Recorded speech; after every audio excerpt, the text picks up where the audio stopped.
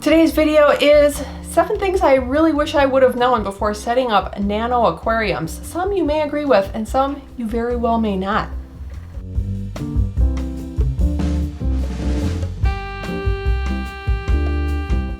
Welcome to the Smallscape. Today we're talking nano aquariums, but a lot of these tips would absolutely work for any size aquarium. Just something to keep in mind. So number 1, I'm going to start off with the biggest one. This may definitely divide people for sure. And this answer, totally different than I would have answered it even probably last year. Number 1, more aquariums is not necessarily better. I know, a lot of MTS, a lot of people in the aquarium hobby love multiple tanks. It's a great part of the hobby, especially if we're talking nano tanks, because you can fit so many little aquariums in a small space. That's great, and I would have previously answered that question a little bit differently in the past, but now I am definitely going more towards less is better. Any aquarium that you get, I would say, even if it's a nano tank, I would say 1 hour per week, what you're looking at to maintain that aquarium. Keep it clean, take a look at the plants, trim the plants, replant something, do the water changes, change the filter, make sure the glass is clean, gaze at the beautiful tank. After you're done cleaning it and it looks beautiful, you want to spend some time appreciating it, but that's 1 hour per week. So I had up to probably between 20 and 25 aquariums throughout the house at one point, and that was way too many. So I keep kind of going down, and yeah, 1 hour per week times 20 or 30 tanks. Yeah. Number 2, I've said this before, and some of these I've brought up before, but I'm going to bring them up again. Put these aquariums where you are. Where do you spend your time? My favorite 2 tanks in the house are the one that is right by my work desk. That's Peanut. Peanut the betta is my coworker. I get to see Peanut and hang out with her all day long. And the kitchen tank. Everybody's always in the kitchen.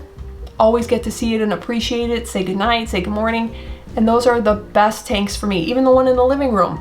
Always in the living room, get to appreciate that. Once you put tanks in, say, a fish room, or in the basement, if you are not like a basement dweller, it may be kind of difficult for you to appreciate your tanks as much as you possibly could.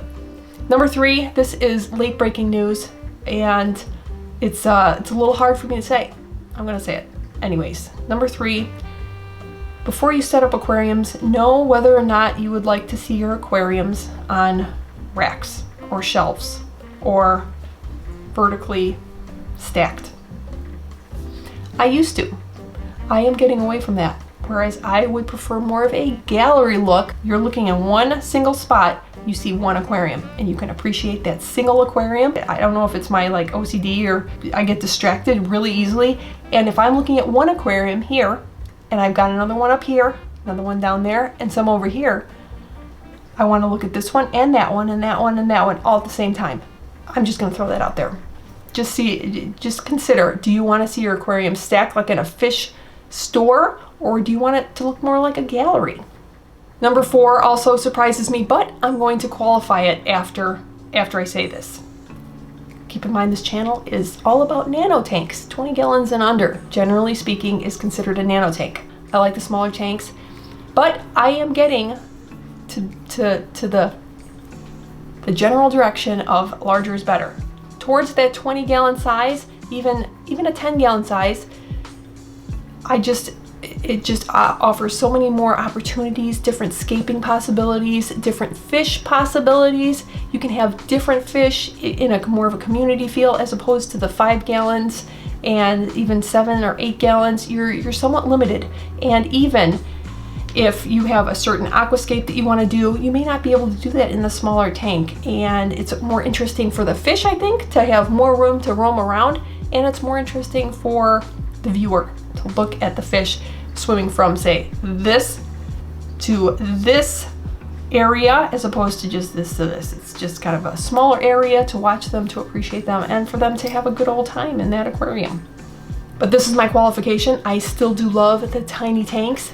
tiny little shrunken aquariums are adorable, but there's so many different options. You don't put fish in them. They're too small to put fish in, so you don't have to worry about water parameters like that. You can still have plants. You can have a little mossarium, so you're getting moss for free out from outside, using little twigs and branches and rocks. Totally free. It makes the hobby really fun. You can still have different little scapes, but you don't have to worry about putting fish in there and handling those other issues that come up. And I think it'd just be a little less stress-free, takes up less room, and you can still appreciate and have those tiny little tanks.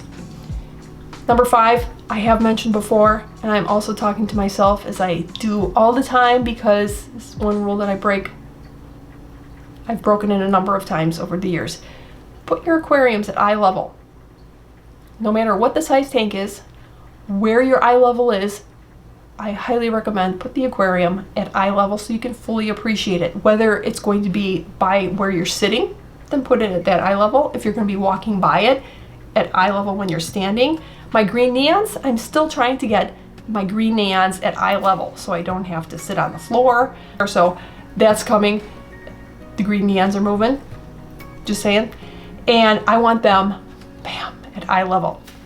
Number 6, consider before you buy an aquarium or set one up, do you want to see that aquascape or the fish move around in an aquarium that's portrait or landscape?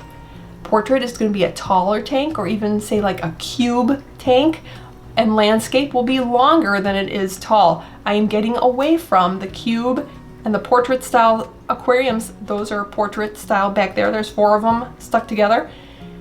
I love them for a lot of reasons, just the shape of them I really like, but very limited when you want to do an aquascape, or even for certain fish. It just doesn't give them enough room to be zooming back and forth, and I kind of like to see the activity and just the options for the fish. It's just more fun to watch.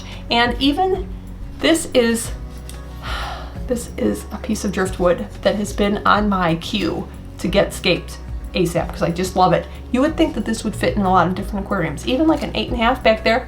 No, believe it or not, I can't get it to work because the interest kind of for this shape I really think has to extend a little bit this way, has to extend this way. There you go. If you're outside of the portrait size, you need to go to a landscape kind of orientation just to get this little piece of driftwood in an aquarium. So just keep that in mind. Do you want to see landscape or portrait aquariums? Number 7, the last point that I would like you to possibly consider before setting up an aquarium, and I really wish I would have known this and really understood this before setting up some of the aquariums that I have in the past. And this relates to a lot of the smaller, especially 5-gallon tanks. Keep in mind the viewing sides of the aquarium. Even a small little tank, where are you putting it? Are you putting it, we've had a small tank behind the couch that I had to rescape because I would sit on the couch, not on the dining room side, and look at the tank. And I was always looking at the back of the tank. Keep in mind, are you going to be viewing this tank from multiple sides?